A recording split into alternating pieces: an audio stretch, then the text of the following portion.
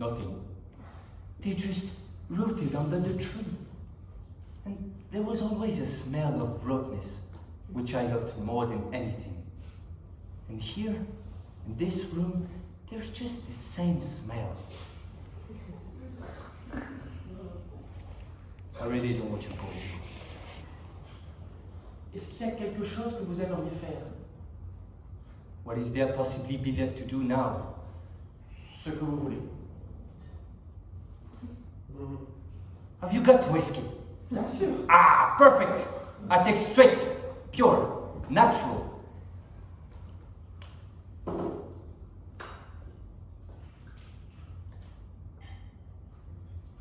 I'm going to die in about 5 minutes.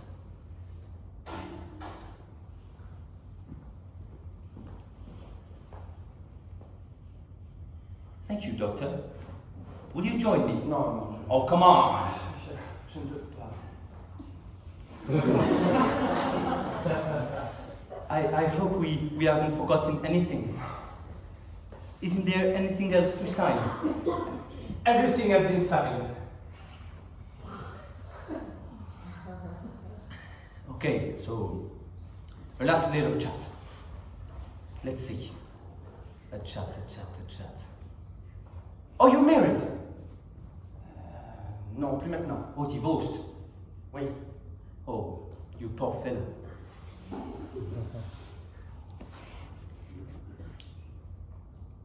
Now you have to ask me a question. Vous êtes marié? Yes, I am. I'm married to the most lovely lady in Birmingham. I hate to make her a widow. Here.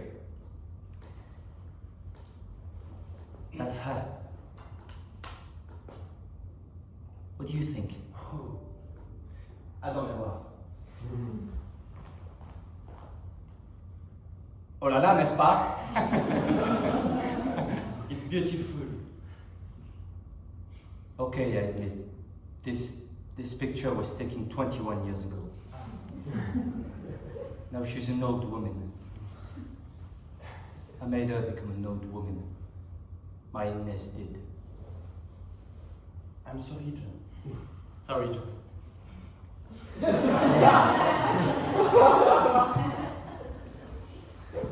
Thank you, Doctor. Although I only know you since this morning, I can say that you're a very nice person. Thank you, John.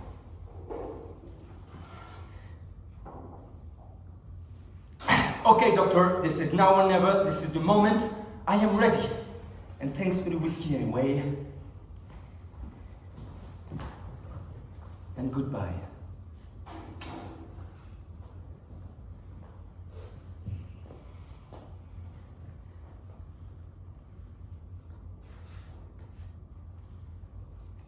On vous laisse, John? Yes. Thank you very much. Goodbye. Goodbye, John.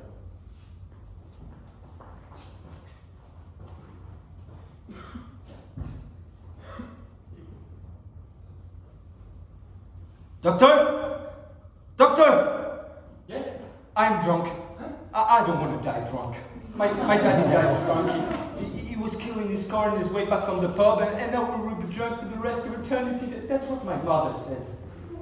I don't want to be drunk till the end of time, you understand? I better wait until I'm sober.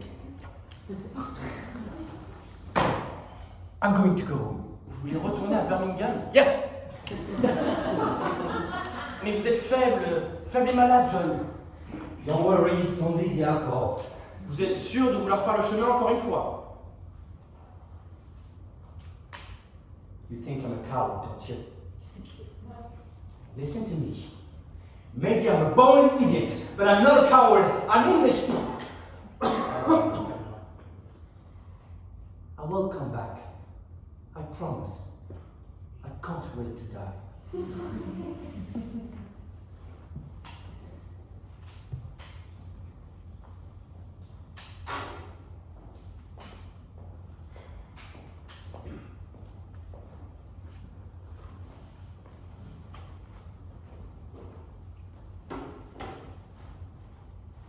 Bon, Monsieur Sprung, Vous m'aidez, s'il vous plaît? Oui, bien sûr.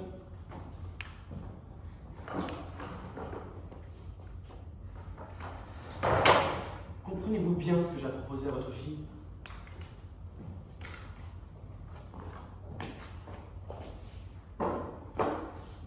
Vous avez un bon roi en Suisse. Et qu'en dites-vous? Mais que voulez-vous que j'en dise? C'est votre affaire ce que vous trafiquez là-bas dans votre Suisse. Ce n'est pas mon problème. Et Alice n'ira évidemment pas.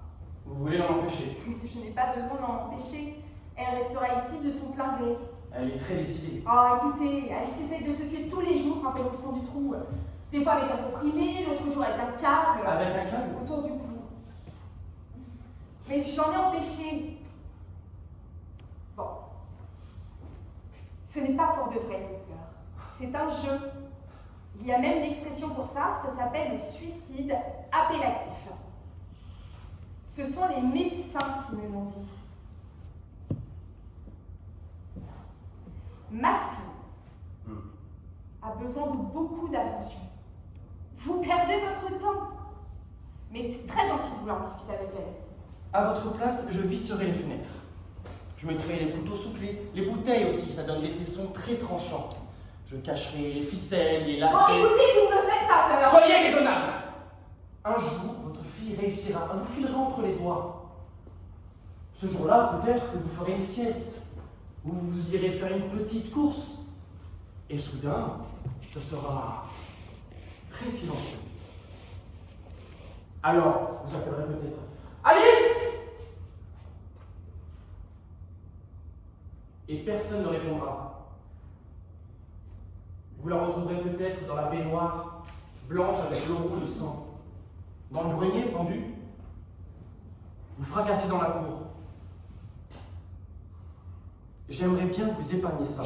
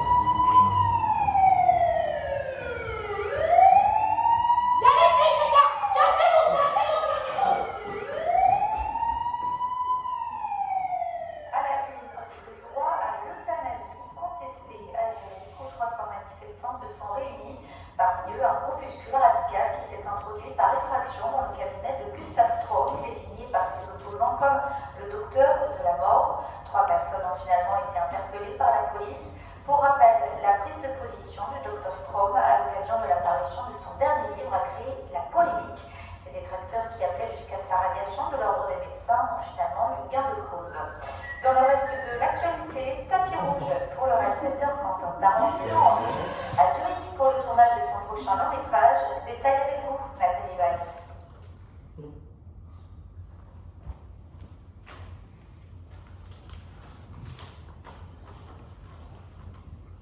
Vos idées sont incompatibles avec les règles déontologiques. Le débat tout à fait nécessaire sur l'euthanasie pour les dépressifs ne peut que pâtir de ces idées extrêmes. Un cabinet médical ne doit pas devenir un lieu de mort. Il doit au contraire rester un havre d'espoir et de vie. C'est pourquoi le Conseil de l'Ordre des médecins a décidé, conformément au statut, d'exclure Gustave Strom, membre, et de lui retirer l'autorisation d'exercer. Des girouettes! Ils craignent par-dessus tout la mauvaise presse. Monsieur le Président de l'Ordre des médecins veut être réélu au Parlement national. Pour le moment, l'opinion publique est encore contre toi. Et c'est pourquoi ils te bannissent. C'est bien d'avoir mauvaise presse. C'est bien de recevoir des lettres anonymes. Au lieu de mettre leur savoir, leur réputation au service d'une évolution des consciences, messieurs tes collègues te stigmatisent et poussent ce faisant des mourants vers la salle de bain. L'histoire te donnera raison. Tout comme la sexualité s'est dégagée des entraves de la morale, la mort un jour se libérera. Attends, je ne peux plus délivrer l'ordonnance. Comment on va faire pour le balcon parental? La société, il y a 100 ans, a déclaré que l'avortement était une œuvre du diable. Et envoyait les femmes chez les charlatans, chez les faiseurs d'anges dans les arrière-boutiques. Elle préférait que les femmes se fassent cureter le ventre par de longues aiguilles brûlantes et crèvent de septicémie comme des misères. Est-ce que tu m'écoutes? Comment on va faire pour le punto parental? Bien, on va trouver d'autres solutions. Nous allons développer des formes de suicide qui se passent d'intervention médicale directe.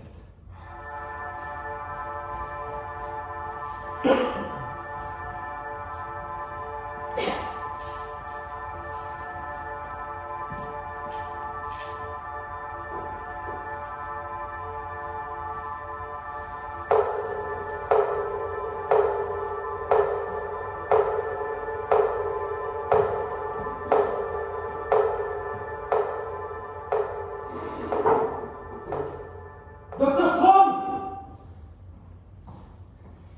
Docteur, un mot. Que pensez-vous de moi?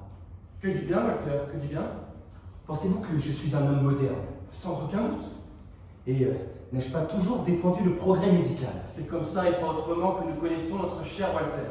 Et ne suis-je pas par nature, tout comme vous, docteur, un homme axé sur les solutions? Vous êtes un homme axé sur les solutions, Walter. Justement. Alors récapitulons. Nous avions un médecin euthanasiste en quête d'un appartement.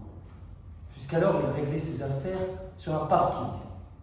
Un appartement bien donc, mais il ne l'obtient pas parce que tous les propriétaires rétrogrades pensent qu'un cadavre est quelque chose de sale. Mais ça n'est rien de sale, pas vrai, docteur? C'est exact. Vous me l'avez expliqué, je l'ai compris. Un cadavre, ça ne vomit pas, ça ne chie pas, ça ne tousse pas, ce n'est pas un risque d'infection. Alors pourquoi ne louerais-je pas cet appartement au docteur Strom? Ce serait quand même irrationnel. Et je ne suis pas irrationnel. Je suis un homme moderne. Je m'accommode même de gros inconvénients financiers. De gros inconvénients financiers.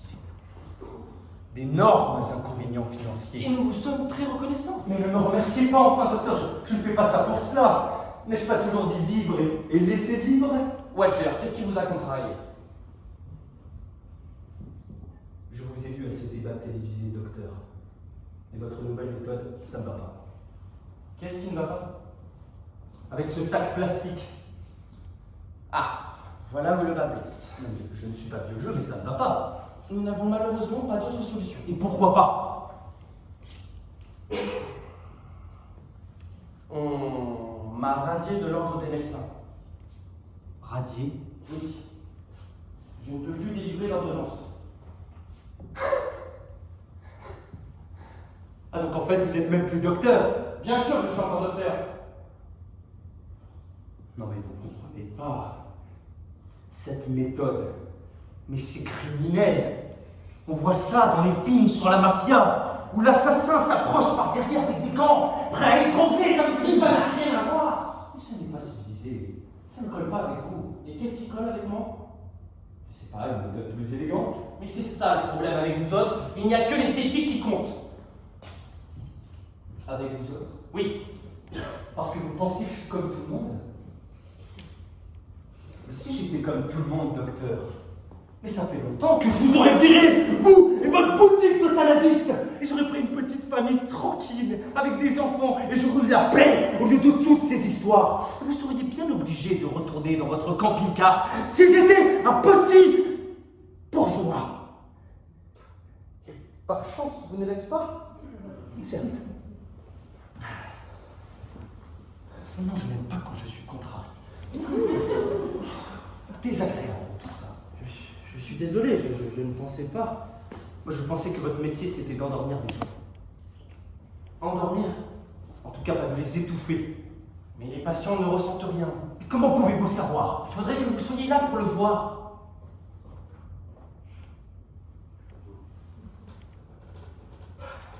Pensez-vous que ce serait possible? Vous voulez être là pour le voir? Bah, après tout, je suis le propriétaire. Walter, je crains que ce ne soit pas possible.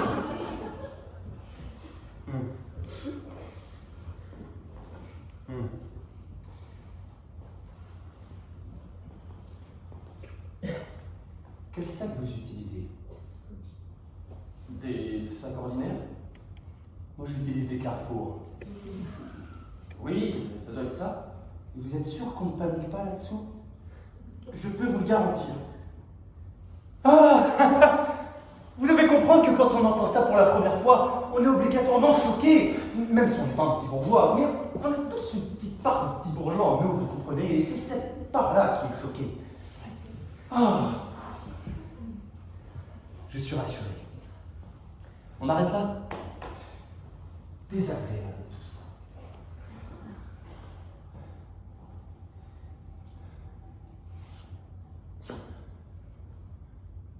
Vous vous demandez certainement pourquoi j'aide les dépressifs à mourir. Quelles sont mes raisons? C'est très simple. Quand tu souffres d'une maladie au stade terminal et que tes souffrances ne laissent espérer aucune amélioration, quand tu es vieux, comme un légume, quand ta famille étouffe sous le poids de ta vie, quand le dimanche, tes proches sourient d'un air gêné autour de ton lit et te félicitent pour ton courage, quant à leur manière de tourner les talons, tu sens leur soulagement d'avoir cette visite derrière eux.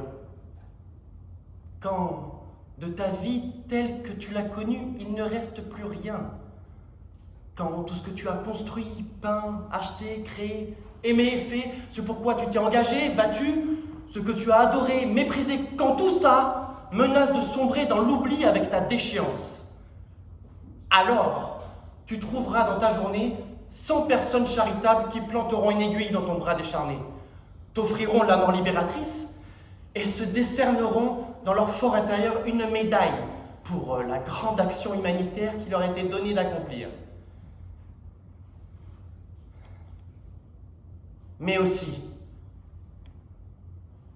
quand après des mois de questionnement, des nuits blanches passées te questionner, tu arrivais à la ferme conviction que ton existence n'a aucun sens, que ton corps, tes petits poils sur les avant-bras, ce que tu dis, comment tu t'appelles, quand tout ça n'a aucun sens, quand tes excréments sont peut-être la chose la plus utile chez toi, quand les médecins te laissent encore un espoir de tester la prochaine avancée de la psychopharmacologie moderne sur tes synapses défectueux, et que tous les quelques mois, tu passes quelques mois dans le service G, avec leur mobilier vert et orange, que tu dois aller en thérapie corporelle, puis en thérapie par la parole, que tu ne sais même plus quoi raconter, parce que tu as déjà tout raconté.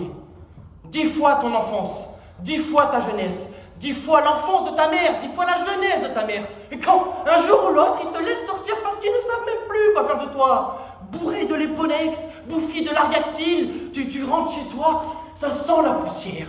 Tu sais que tu déranges ton canapé, que la cuisine aurait préféré rester seule, que le réfrigérateur se moque de toi, ou que la chasse d'eau des toilettes chante « Je ne veux plus que le parquet sous tes pieds grasse ces mots, n'hésite pas !» Qui te viendra en aide? Un seul, moi, Gustave Strom.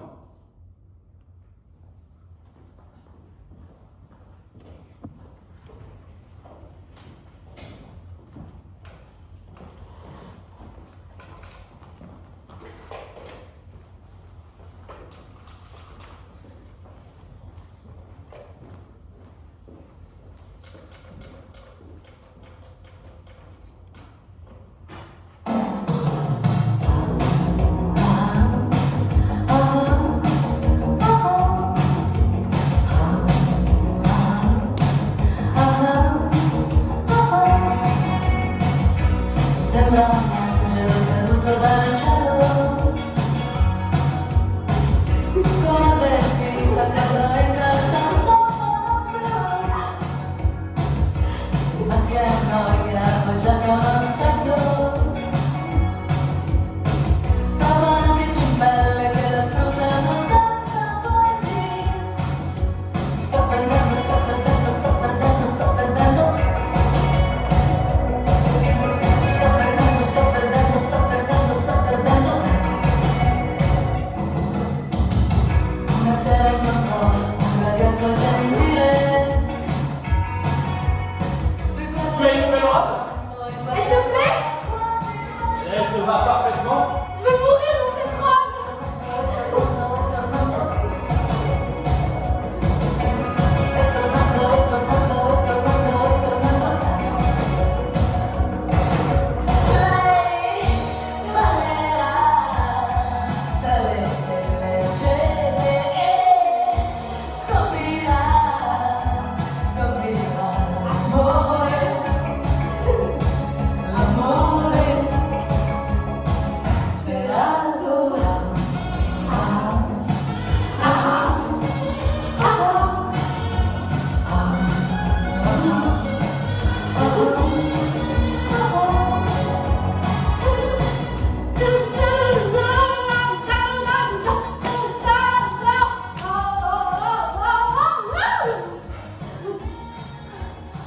Depuis que je sais que ma vie est bientôt finie, ça va beaucoup mieux.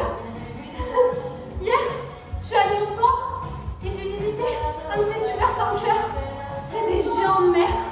Pour quelques euros, ils emmènent les touristes.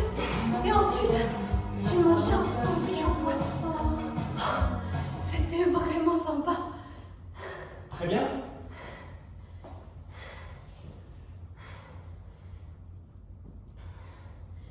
Mais juste parce que c'est la dernière fois. C'est le dernier super tanker qui t'est donné de voir dans ta vie. Les derniers japonais. Le dernier sandwich au poisson. Et c'était un sandwich au poisson assez ordinaire, avec des oignons, mais il était bon. Comme jamais. Et c'est comme ça pour tout. Rien ne m'échappe. Rien n'est indifférent. Si ça pouvait rester comme ça, comme c'est là, maintenant. Si je pouvais détailler chaque image, encore une fois, ou goûter chaque saveur, juste une seule fois, ou bien sentir chaque odeur, juste une fois. Ainsi ça irait. Pourquoi es-tu ici? Pourquoi me rendre visite?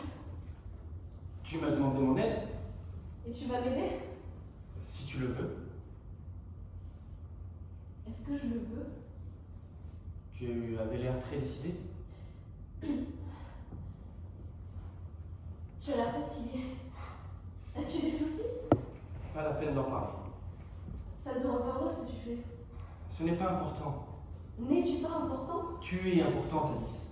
Tes désirs, que tout se passe bien, que tu n'aies pas besoin d'avoir peur. Des vacances, ça fait bien. Je connais un petit hôtel pas loin d'ici. C'est au bord de la mer du Nord.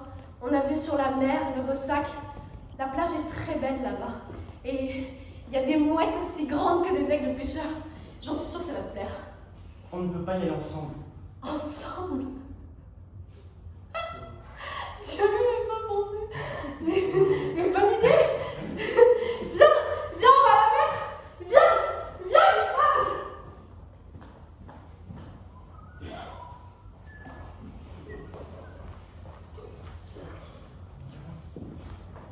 Vous allez où?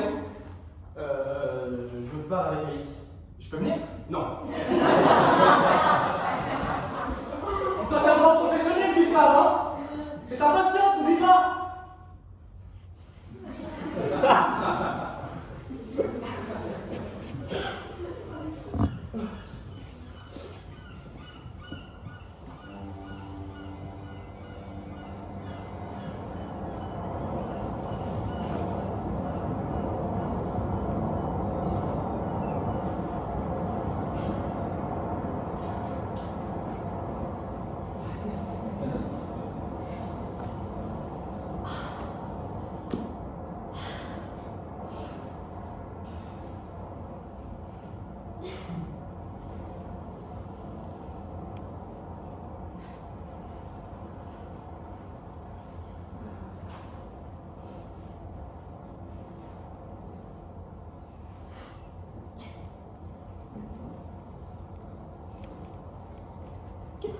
jour de ma mort. Même pas ce pantalon de long côtelé. Bah, je n'ai pas de tenue particulière. Pour toi, c'est la routine. Non, il n'y a pas de routine. Chaque personne est différente. N'as-tu pas de costume? J'ai un costume de mariage. T'étais mariée? Oui, il y a longtemps. Qui était-elle? Une femme médecin. Nous nous sommes rencontrés pendant nos études. Pourquoi ça a lâché? Pourquoi? Ça t'intéresse? Chez toi, tout m'intéresse. Après tout, t'es mon futur meurtrier.